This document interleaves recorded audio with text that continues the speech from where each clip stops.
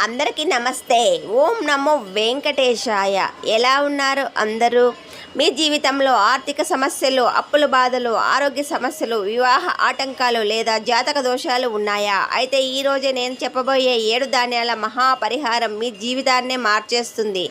ఈ పరిహారాన్ని సత్నజ పరిహారం అంటారు. భక్తితో చేస్తే అష్ట దరిద్రాలు తొలగి ఇంట్లో శుభం కలుగుతుందని పెద్దలు చెబుతారు.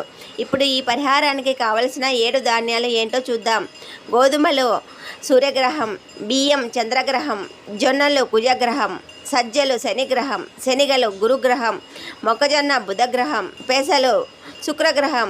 ఈ 7 ధాన్యాలు కొద్ది కొద్దిగా తీసుకుని మిక్సీలో లేదా మిల్లులో వేసి పిండి చేసుకోవాలి.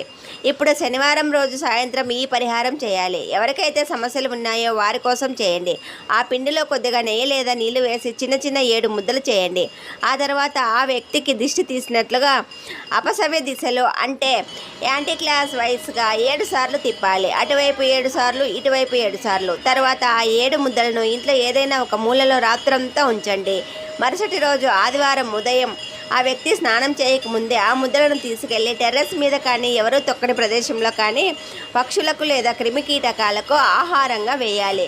ఈ విధంగా వరుసగా 7 వారాలు చేస్తే ఇంట్లో ఉన్న నెగిటివ్ ఎనర్జీ తొలగి ఆర్థిక సమస్యలు, అప్పులు, దారిద్ర్యం తగ్గుతాయని నమ్మకం. ఈ వీడియో మీకు నచ్చితే తప్పకుండా లైక్ చేయండి. ఇలాంటి భక్తి జ్యోతిష్య వీడియోల కోసం మన ఛానల్ని ఫాలో అవ్వండి. ఓం నమో వెంకటేశాయ అని కామెంట్ చేయండి.